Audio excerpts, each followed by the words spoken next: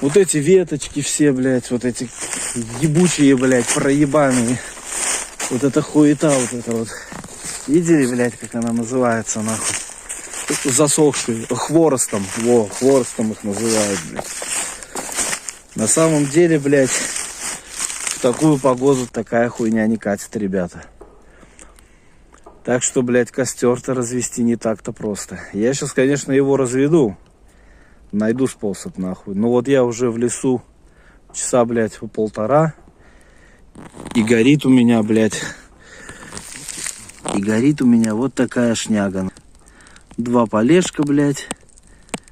И под ними смолы кусок.